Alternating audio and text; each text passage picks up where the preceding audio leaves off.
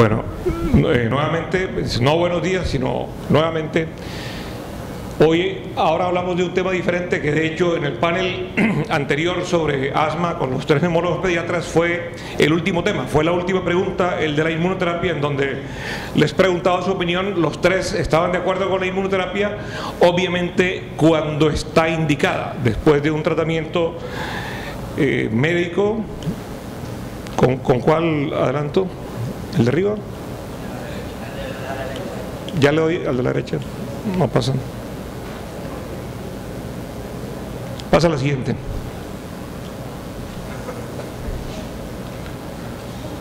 De hecho, si quiere póngase un ladito mientras lo arreglamos, para no interferir. Gracias. De hecho, y vale la pena tener como este concepto claro previamente, y es la inmunoterapia, así como en el asma, en el manejo del asma, gracias, ¿sirve? Gracias. Hay pasos también para el manejo del paciente alérgico con diferentes patologías, principalmente alergia respiratoria. Llegar a la inmunoterapia hay unos pasos, hay unos criterios y unos criterios de selección del paciente. Nada, ¿es el de la derecha? ¿Es este? Siguiente. Y siguiente. Siguiente. Bien. No cabe duda que las alergias son de las afecciones más comunes que existen en el mundo, son de las patologías crónicas más frecuentes, y en la edad pediátrica no cabe duda de que la rinitis alérgica es de las patologías crónicas número uno. El asma bronquial, lo sabemos, hemos oído mucho hablar ayer y hoy sobre el tema, que es una patología sumamente frecuente a nivel mundial. Siguiente. Bien, vamos a hablar aquí de un aspecto, es el aspecto curativo. No significa que la inmunoterapia cure estas patologías, vamos a hablar del aspecto curativo de la inmunoterapia en enfermedades alérgicas. Las terapias comunes tienen como objetivo los síntomas, la inflamación con el uso de antihistamínicos, corticoides, que es el tratamiento diario que hacemos con los pacientes, que estabilizadores del mastocito, antileucotrienos, etcétera, etcétera. Y no cabe duda de que todo este tratamiento farmacológico es fundamental, es necesario, y es el tratamiento de la vida diaria para nuestros pacientes alérgicos. Previamente está la educación al paciente alérgico y previamente están las medidas de control ambiental.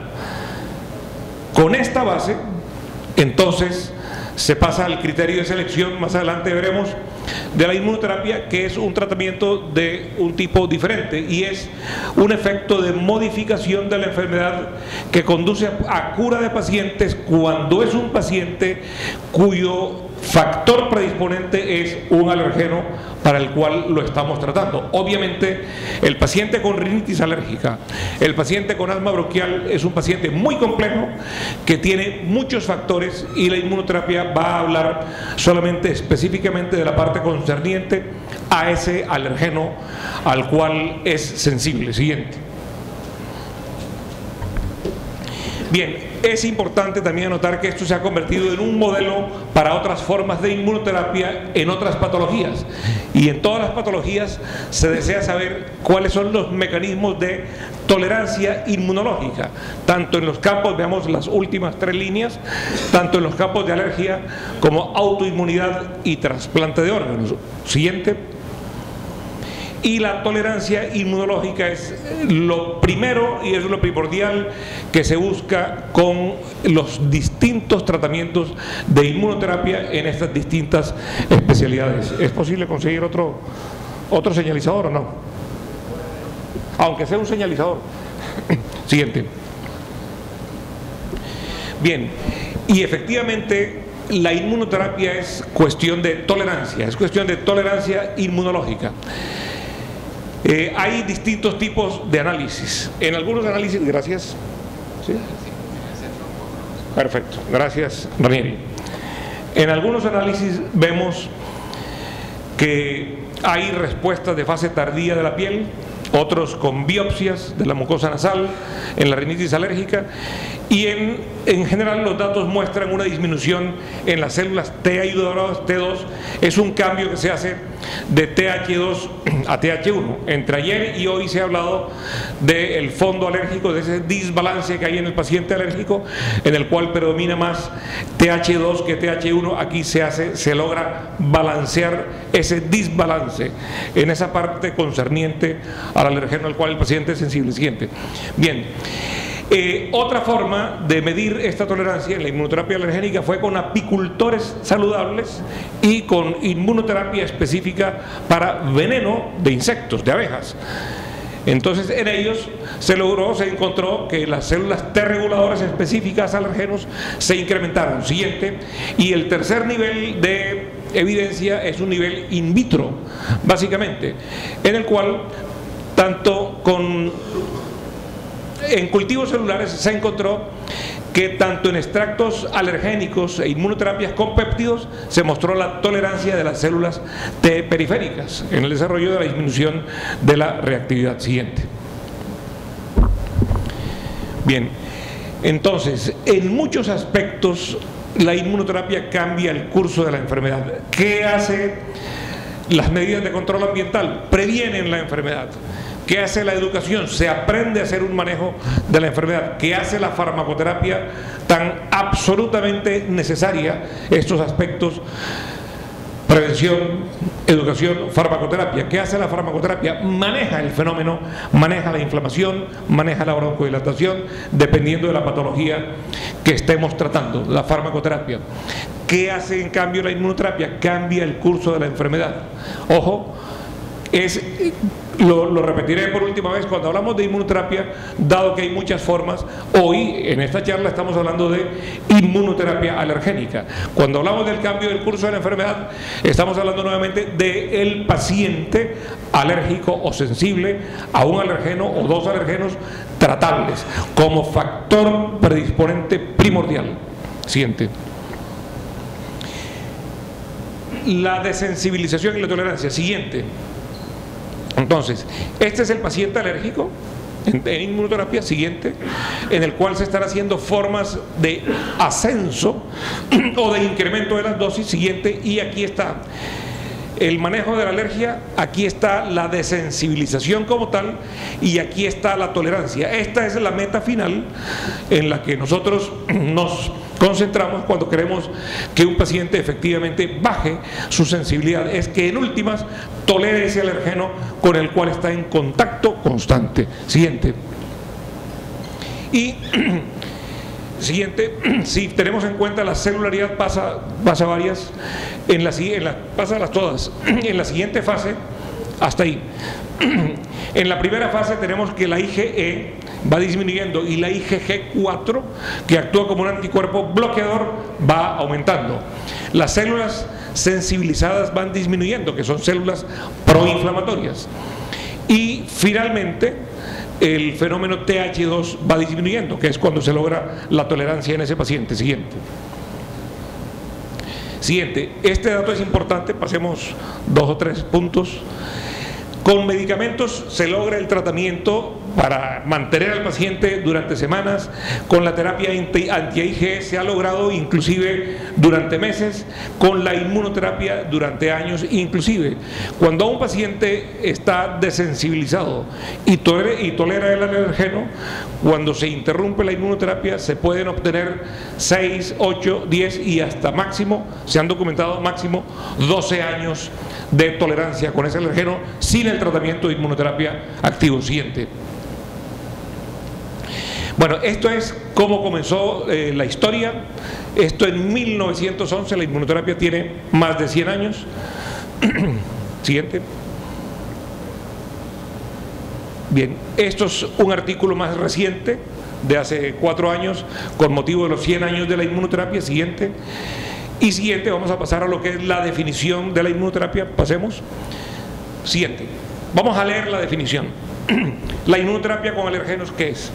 se define como la administración repetida de alergenos específicos a pacientes con enfermedades mediadas por IgE y con el propósito de dar protección contra los síntomas alérgicos y las reacciones inflamatorias asociadas a la exposición natural a estos alergenos. Es la definición básica más aceptada en este momento sobre inmunoterapia alergénica. Siguiente. Para no parar en cada uno de los puntos de los cambios inmunológicos, veamos las conclusiones de algunos de los cambios inmunológicos que suscita o que genera la inmunoterapia. Disminuye la sensibilidad en el órgano de choque, llámese bronquio, llámese nasal, llámese conjuntival. Quiero hacer una claridad. El mejor modelo de inmunoterapia alergénica está dado en la alergia a veneno de himenópteros. Es un modelo biológico que es el que se trata de imitar o copiar en otras patologías, incluidas otras alergias. Disminuye las respuestas inflamatorias específicas e inespecíficas, tempranas y tardías, en piel, cuando se hacen nuevamente pruebas cutáneas. Siguiente.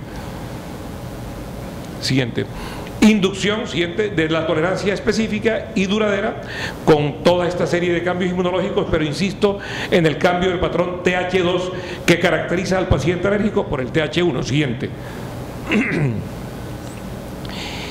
Y cambios en inmunoglobulinas. Hemos hablado de la inmunoglobulina E, que inicialmente tiene un ascenso como si al paciente se le indujera que aumenta la IgE específica para la cual está siendo tratado, para luego continuar en un descenso continuo de esa IgE específica para el alergeno. Y el aumento gradual de las subclases de IgG, especialmente la IgG4. La IgG4, recuerdo, se convierte en un anticuerpo bloqueante del alergeno para que la IgE no pueda actuar más allí. Y los niveles de IgG no predicen la duración de la eficacia, que en algunos estudios se los ha tratado de mencionar como tal. Bueno, siguiente, pasemos. Este es un estudio más o menos viejo, del 82, con un seguimiento a 6 años, con los niveles de IgE antes y después de la polinización, y con grupos de tratamiento activo, el aumento inicial, la disminución y el aumento paulatino de la IgG. Esto ya se ha convertido en un cambio inmunológico clásico en la inmunoterapia. Y esto simplemente es el seguimiento del paciente sin inmunoterapia, con todo el score de síntomas, versus el paciente con inmunoterapia, en este caso un paciente con inmunoterapia con un polen. Siguiente. Seguimos. Bueno, vamos a pasar a la siguiente, creo que el tiempo se nos va a ir acortando. Estas son células proinflamatorias. Siguiente, pasa varias. Son, pon la anterior, la supresión de estas células proinflamatorias es uno de los efectos que tiene la inmunoterapia. Células efectoras o células proinflamatorias. Siguiente, por favor. Bien, el documento de consenso de la Organización Mundial de la Salud del año 98 habla de que la inmunoterapia está indicada en inhalantes y en veneno de insectos, y en ese documento ya tempranamente se dice que los inhalantes con los cuales más responde un paciente en la inmunoterapia son con pólenes, ácaros y hongos, con ciertas especies de ácaros, con ciertas especies de pólenes y con ciertas especies de hongos, que son Cladosporium y Alternaria fundamentalmente. Siguiente, pasemos, por favor. Bien, algunos apuntes específicos. Inmunoterapia en niños. Se ha en los últimos años implementado mucho la inmunoterapia sublingual, que se ha investigado extensamente, y en los niños no cabe duda de que hay teóricamente una facilidad para la adherencia, pero tenemos en cuenta que el método que más utilizamos en Colombia de inmunoterapia subcutánea es mensual. En Estados Unidos todavía están más con extractos acuosos que comienzan con el método semanal y van lentamente espaciando. En Colombia mensualmente. En cambio, la inmunoterapia sublingual, a pesar de no ser una inyección, es, sin embargo, diariamente, y esto hace que a veces muchas mamás prefieren la subcutánea versus la sublingual. La sublingual se puede aprovechar también para pacientes que viven un poco más a distancia, en terapia en la cual no se han encontrado efectos secundarios importantes. se demostró que es efectiva en el costo efectiva en niños, al reducir incluso en ahorrar con otros medicamentos, con visitas a emergencia y con hospitalizaciones. Bien, es simplemente un perfil de seguridad cuando la inmunoterapia es oral. Hasta el momento se la ha considerado más segura que la subcutánea, aunque la inmunoterapia subcutánea cada día es más segura y cada día se ve más lejos la posibilidad de una anafilaxia que hace 20, 30, 40 años se veía con mayor frecuencia, y su eficacia, que está demostrada. Siguiente. Bueno, este es como el progreso que ha habido con respecto a la inmunoterapia sublingual en niños a lo largo de los años, que está respaldada en muchos artículos, en Chest, siguiente, en Allergy, siguiente, en Pediatric Allergy, siguiente, y Cochrane también le da el respaldo científico, siguiente. Bien, este es entonces ahora el position paper o de consenso ya de la Organización Mundial de la Alergia desde el año 2009 sobre la inmunoterapia sublingual, siguiente.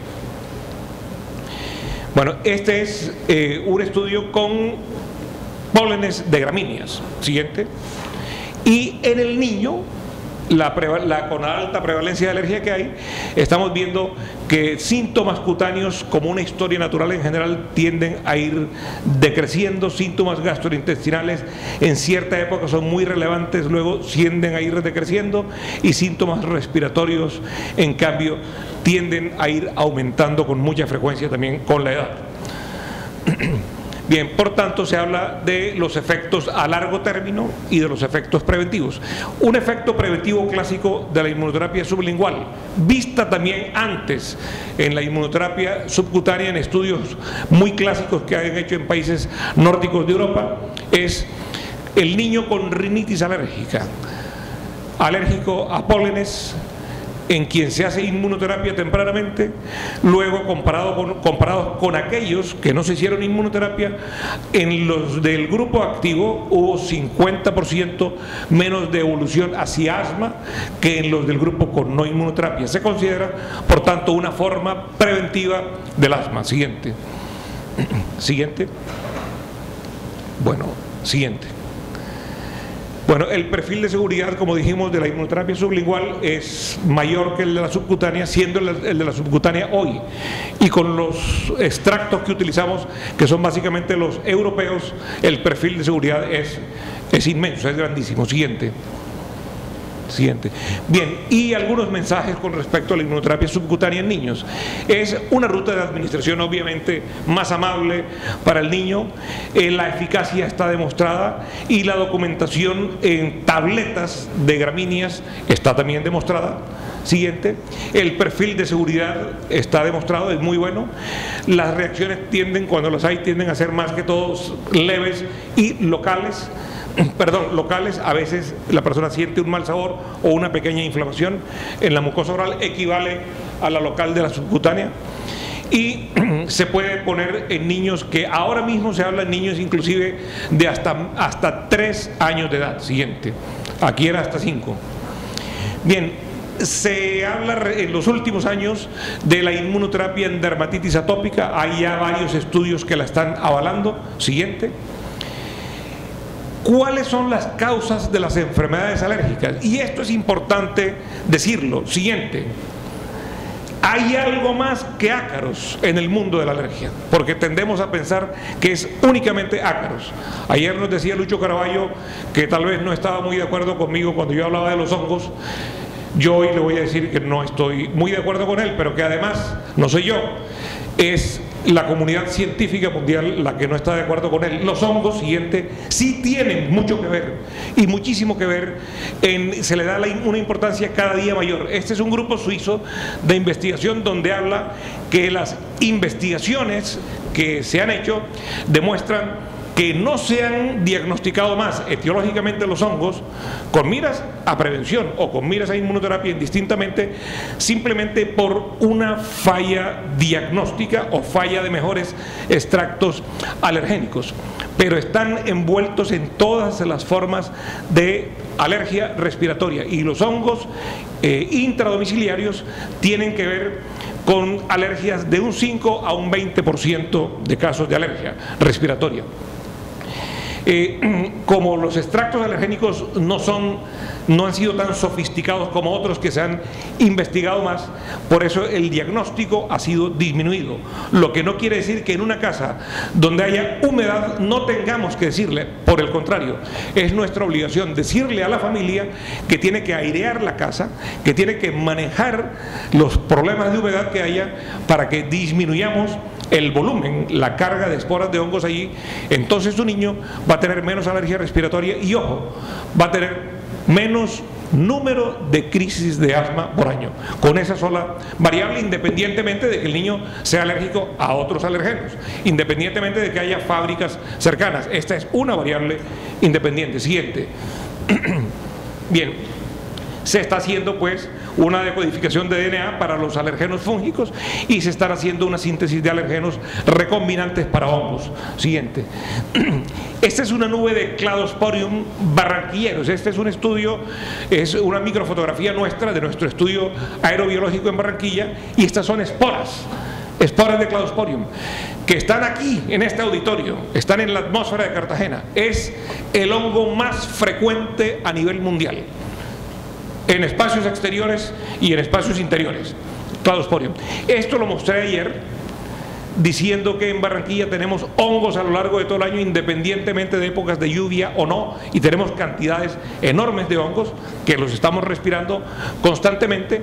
Y el Cladosporium, ¿qué nos dice este grupo de investigación respaldado por Cochrane con respecto al Cladosporium? Que la inmunoterapia específica para este hongo es efectiva, tiene una reducción importante en síntomas de asma y una mejoría en la hiperreactividad bronquial. De modo que los hongos sí son importantes, la inmunoterapia para hongos sí existe, está avalada mundialmente. Siguiente. Esta es la alternaria barranquillera, que hay una curva de algún año, 2005 creo que es en Barranquilla. Son 2 esporas de alternaria. Hay ciertas regiones del mundo, como es el sureste de Estados Unidos, por ejemplo, estados de Arizona y Nuevo México, donde hay unas patologías, unas asmas severas por alternaria. Siguiente. La inmunoterapia con alternaria es una de las formas de inmunoterapia que más mejoría ha producido contundentemente. La inmunoterapia con alternaria a veces es semimágica, porque sus pacientes severos logran realmente controlarse bastante. Siguiente. En el 40% de las casas de Barranquilla, en estratos 1, 2 y 3, encontramos que los padres, y son estudios que se han hecho mucho en otras latitudes, que los padres sienten el olor a humedad, o sea, hay esporas de hongos. Siguiente. Ayer mostré que hay más humedad en casas de niños sibilantes que en casas de niños no sibilantes, o sea, la relación es evidente. Siguiente. Este es el Aspergillus niger que mencioné ayer, no mostré la microfotografía, que fue en un estudio de espacios interiores, fue el hongo que más encontramos. Hay muchos otros. Y este siguiente es el Aspergillus niger esporulando, y son estas las esporas que respiramos, que respiran nuestros niños, y son estas las esporas responsables de muchas de las crisis de asma y de muchos de los padecimientos de alergia. Bien, de modo que la exposición al moho visible se asocia a un mayor riesgo de asma. Siguiente, vamos a ir rápido. Se asocia a exacerbaciones de asma. Siguiente. Y hay muchos estudios, este de European Respiratory, que están hablando de la detección simplemente del moho visible, casi como una forma de monitoreo de grandes cantidades de esporas de hongos. Bueno, y aquí tenemos nuevamente exposición a Cladosporium, a Penicillium, que están asociadas aún inclusive en niños sensibilizados a ácaros de polvo casero, a mayores morbilidades. Este es un Aspergillus también de nuestro estudio aerobiológico. Siguiente, rápidamente, distintas especies de hongos en Barranquilla. Siguiente, y pasemos rápidamente al lado de pólenes, distintas especies de pólenes. Estos son cúmulos de pólenes que van por el aire y los respiramos en estas flores que no son las flores de pétalos, que no producen alergia. Siguiente, pólenes de gramíneas. Siguiente, pólenes de malezas en Barranquilla. Siguiente. Y el 25% inclusive de la contaminación ambiental es de tipo biológico. Siguiente. Bueno, hay marcadores también para pólenes, para inmunoterapia, biomarcadores, y en Barranquilla y en una zona de Antioquia y Chocó hay una concentración importante siguiente de este polen que se llama la tifa. Tifa angustifolia, Tifa dominguensis. No tiene tanta importancia alergénica demostrada aún. Más de 100 años de inmunoterapia. Siguiente, vamos a pasar rápidamente a unas gráficas. ¿Qué nos dicen más de 100 años de inmunoterapia? Siguiente, que efectivamente es clínicamente efectiva, que es antígeno específica y que hay mecanismos demostrados. Siguiente. Bueno, ya hablamos de la inmunoterapia sublingual, no repitamos, pasemos. Las contraindicaciones, perdón. Hay varias, estas son las más importantes. Desórdenes cardiovasculares significativos, uso de antagonistas de receptores beta-2 adrenérgicos, falta de disponibilidad de epinefrina, aun cuando este es un fenómeno que ya cada día vemos menos la posibilidad de anafilaxia, y grados elevados de sensibilización alergénica. Hay una más que no está aquí, es el asma descontrolada. Un paciente cuando está activamente descontrolado, al menos en ese momento, no es candidato para la dosis de inmunoterapia. Voy a terminar ya con esto. En Europa, en cierta medida, han avanzado más con cierto tipo de alergenos que en Estados Unidos. Siguiente, que han conferido mayor seguridad, son los que tal vez más de la mitad o la mayoría de los alergólogos en Colombia estamos utilizando. Siguiente. Y también inducen las regulaciones de células T reguladoras, células B reguladoras, que son elementos claves en los cambios inmunológicos de la inmunoterapia. Y vamos a pasar a las siguientes conclusiones finales, que son estas. Siguiente. La inmunoterapia específica es útil cuando es realizada por alergólogos en pacientes alérgicos bien seleccionados. Ya dijimos las condiciones para llegar allí. Y se investigan nuevas formas con menor alergenicidad, con mejor tolerancia. Siguiente. De modo que tenemos un campo. Voy a terminar con una anécdota. En un congreso en alguna ciudad, en algún país, fuimos con mi esposa a un museo. Había unas obras de arte hermosas, en fin, y yo de pronto vi que mi esposa entró en éxtasis y se fue caminando como poseída, caminando, y yo no sabía a dónde iba, y me fui detrás de ella y llegó allá lejos, no sé cómo lo vio, a una vitrina donde estaba expuesto el diamante más grande del mundo. Yo no sé cómo lo vio ella desde la entrada, yo no lo había visto, pero la inmunoterapia es muchas veces esa joya que no hemos visto, que tenemos que apreciar mejor y que tenemos que utilizar mejor en nuestros pacientes. Gracias.